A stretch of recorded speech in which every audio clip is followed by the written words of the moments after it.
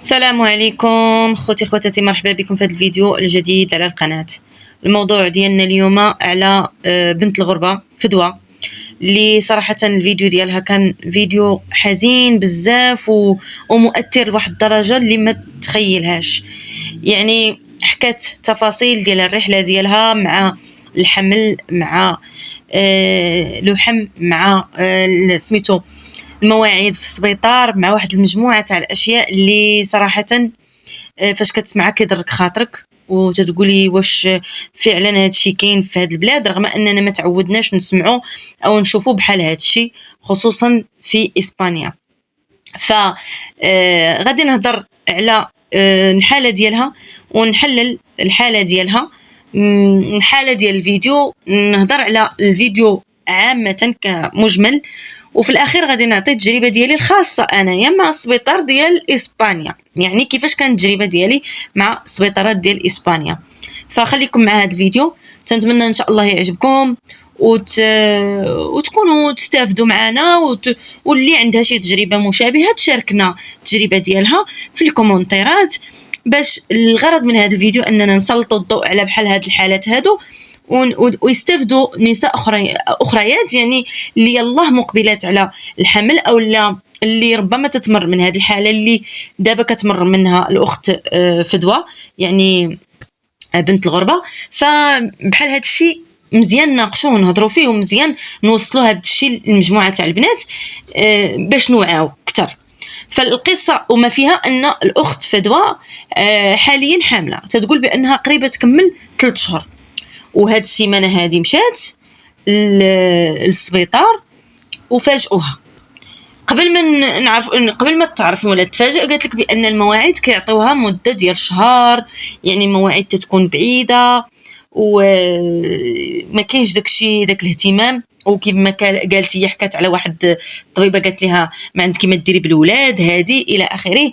فبحال هذا الشيء ما تنظنش انه كاين، وحتى الا كانوا هذه قالت لك هذه الهضره، راه خاص الانسان يدير بها، يعني يبلغ بها من حقك، لان السيده ما عندهاش الحق تدخل في الاختيارات ديالك الخاصه ولا شنو بغيتي انت، ولا الا هي عندها قناعه الولاد ما صالحينش، انت بالنسبه لك مقتنعه بغيتي وليدات، كل واحد والقناعه ديالو. فكونها طبيبه ما تيحق ليهاش تهضر على هادشي، خصوصا هي طبيبه ديال النساء الحوامل، جينيكولوج، يعني ما عندهاش الحق تهضر على هذا الشيء. يعني باختصار، قبل ما تهضر وقبل ما توصل الاخت فدوى لهذه الحاله، كان خاص بحال هذه يتحط لها حد، لان ما خصهاش تدخل في شي حاجه اللي ما كتخصهاش. اللي كيخصها هو انها خاصه تعالج وتراقب الحاله الصحيه ديال المراه الحامل. فهي كتقول بان كاين مشكله تاع المواعيد، وخصوصا بالنسبه للمراه الحامل. فانا بالنسبه لي انا عن نفسي تفاجأت. فاللي ساكنه في اسبانيا واللي مره من الحمل عافاك تكتب لنا التجربه ديالها وتقول لنا واش فعلا كاين بحال هادشي، واش فعلا دزتم بحال هاد الحاله ولقيتو عرقله في المواعيد، والمواعيد تعطوكم شهر 20 يوم، يعني واش كاين واحد المده ديال ما بين، يعني ما بين الموعد والموعد، خصوصا في بدايه الحمل. فهي حاليا دابا مسكينه مشات لعندهم هاد السيمانه هذه، وقالت لك جابوا ليها طبيبه ما كانتش طبيبه. هذه تاني حاجه اخرى بين قوسين، ما عرفتش جاتني في شكل حتى هي. قالت لك جابوا ليها طبيبه اخرى، وهذيك الطبيبه صغيره، وقالت لها بواحد الطريقه راه الجنين راه توقف ليه القلب او هذه، وخصك تشربي الدواء، خصك تنزلي، خصك هذه. صراحه هذا الشيء تيضر وتيحز في الخاطر. هذا الشعور ديالك اللي كتحسي به ماشي سهل، فعلا صعيب، وكونك تتسني في هذه الفتره هذه، وكتسني في هذا الخبر، وتتسني في هذا الشيء واحد المده، وتعيشي هذه الصدمه هذه. غير اللي غادي نقول لك اولا وقبل كل شيء، خصك تعرفي بان المهم هو تكوني انت. راه الا كان ولد الدنيا راه غادي يجي، والا كان ولد الاخره راه غادي يمشي. ما تعذبيش راسك، والحمد لله باقي قدامك الامل، باقي قدامك الحياه، باقي يعني ماشي نهايه زعما صافي، راه نهايه انك الا ما صدقش هذا الشيء ولا راه ما كاين والو. فغادي نهضروا على الحاله ديالك. بما ان السيده قالت لك دابا شربي الدواء، فانا نصيحتي انك ما تسرعيش وتاخدي الدواء، ما تسرعيش وتمشي ديري كورطاج، ما تسرعيش نهائيا. كيف ما جلستي دابا عاودي سيري دوزي مره اخرى وعاودي ديري الكشف عليك، تاكدي 100% ان هذاك الشيء اللي قالت لك هذيك الطبيبه هو اللي كاين وفعلا. لان انت باقا قلتي كتحسي باقا كتحسي بالوحم، باقا كتحسي بالتعب، باقا تحسي بدوك الاعراض اللي كنتي كتحسي بها. هذا دليل على انك باقا داخله في ديك المرحله تاع الحمل. يعني ما تسرعيش وتمشي مادام ما شفتيش بانه كاين واحد النزيف، ما كاينش واحد الالم حاد في البطن ولا في الحوض، ولا تقلصات ولا تشنجات بحال راك بغيتي تولدي، ولا بحال داك الالم ديال الدوره الشهريه اللي تيكون يعني مجهد مضاعف، فما تمشيش وتسرعي وديري هذا الشيء مادام ما كاينش هذا الشيء. واحيانا تيكون توقف وما تيكونوش هاد الاعراض احيانا، فالاحوط انك ما تاخديش هذاك الدواء وتمشي تشوفي الطبيبه، تراجعي الطبيبه مره اخرى، تشوفي طبيبه اخرى حتى ولو اقتضى بك الامر انك تمشي لعند الاختصاصي. ما كنصحكش تنزلي للمغرب، ما كنصحكش تنزلي للمغرب لسبب ما. سبب واحد هو ان انت دابا في واحد الحاله حرجه، وكونك غادي تمشي في الطياره وهذاك الشيء غادي تعبي اكثر وربما يكون عندها واحد المخاطر عليك. اما مزيان كون مشيتي وتبعتي، عندك اختيارات تمشي عند الطبيب، عند جوج، عند ثلاثه، عند اربعه، تمشي فين ما بغيتي ديك الساعه في المغرب. يعني كاين الاختيار الحمد لله، عندك اختيار تمشي فين ارتاحيتي. ما ارتاحيتيش الاولاني تمشي للثاني، ما ارتاحيتيش الثاني تمشي للثالث. فما تنصحكش تمشي للمغرب نهائيا، خصوصا في هذه الفتره هذه لانها فتره حساسه وحرجه. فبالنسبه للدواء اللي عطاوك، هذاك الدواء خطير جدا والاعراض ديالو تتكون خطيره، لان تيخلي واحد المضاعفات اللي ماشي مزيانه للجسم، اللي منها انه يقدر يجيك نزيف حاد، ولا تجيك واحد العدوى في الرحم، ولا يبقاو عندك شي البقايا ديال الجنين ولا الانسجه ديال الجنين في الرحم ديالك، وهذا الشيء غادي يقدر يدير لك شي تعفن ولا شي انفيكسيون ولا. فالدواء بلاتي ما تستعمليش، خلي الجسم، لان سبحان الله راه الجسم ديالنا ربي سبحانه وتعالى داروا لينا تيخدم راسو براسو. راه الا كان شي حاجه ولا هذا ما بقاش الجنين حي ولا هذا، راه غادي هو الراس والجسم ديالنا غادي يبدا ينظف الرحم بوحده. فما تسرعيش، وحتى تاكدي مره اخرى ومره وجوج وثلاثه تاكدي مزيان، وكلهم يعطوك نفس الجواب. وقبل ما تمشي عندهم ما تقوليش لهم راه قالت لي الطبيبه الفلانيه راه كذا وكذا وكذا. ما تسرعيش، خليهم هما يقولوا لك شنو، يديروا لك الكشف. مني غادي يديروا لك الكشف حتى يتاكدوا هما كلهم ثلاثه يقولوا لك نفس الحاجه، وديك الساعه عاده شوفي اشنو الحاله اللي ممكن ديري، اما شربي الدواء واما ديري الكورطاج. واخا هادشي راه عنده كما قلت اضرار اللي ممكن تكون منها النزيف الحاد، وممكن حتى هادشي ياثر لك على الدوره الشهريه، ما تبقاش مقادالك او ربما تقطع واحد الفتره. فمن الافضل ان ما تسرعيش خصوصا في هذه المرحله هذه، وخذي نصائح من عند الناس الكبار اللي عندهم تجربه في هذا الشيء. بالنسبه للتحليل ديالي لهذا الفيديو هو هذا. الاهم انك تركزي على صحتك، تهلاي فيها، ما تتعبيهاش، ما تبقيش تبكي، لان ما كاينه غير اللي بغاها الله سبحانه وتعالى.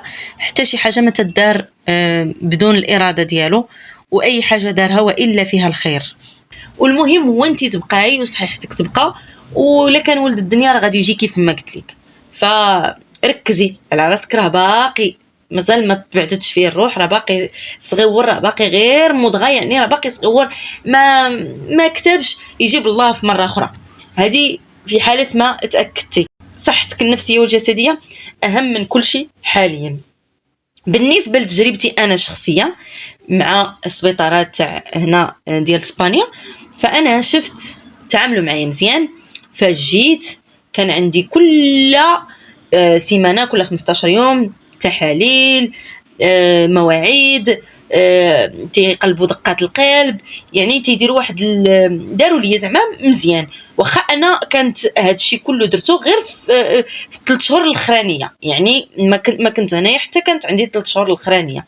بالنسبه للناس اللي حملوا قبل هنا في اسبانيا، يعني بداو من ازيرو، فتيتبعوا معاهم ديك 3 شهور الاولى خصوصا، تيتبعوا معاهم مزيان، تيكونوا مثلا من 15 يوم ولا من 20 يوم ولا من سيمانه لسيمانه ولا على حساب فاش كيديروا لهم التحاليل وكلشي تيضبطوا لهم المسائل ديالهم. من بعد صافي تتبقاي تمشي غير مره فين تجي، يعني تيكونوا داروا لك يعني واحد التحاليل وداروا معاك زعما الاجراءات اللازمه كلها في البدايه في 3 شهور الاولى. في 3 شهور الاولى تيركزوا معاك مزيان، ومن بعد تيبقاو يعطيوك الفيتامينات، تقدري تدوكي البراف فاش تكوني حامله، يعني تيبقاو متبعين الحاله تاع الجنين على حسب كل واش من شهر لشهر ولا من شهرين لشهرين حتى تتقربي عاوتاني، وتيبداو ثاني يبداو يقلبوا لك ثاني ويشوفوا دقات القلب ويشوفوا كل شيء بالنسبه للناس اللي عينونات الحمل ديالهم من تل زاد. وما عرفتش ربما ديك البلاصه اللي انت فيها ما عرفتش انايا ما فيهاش هذا الشيء.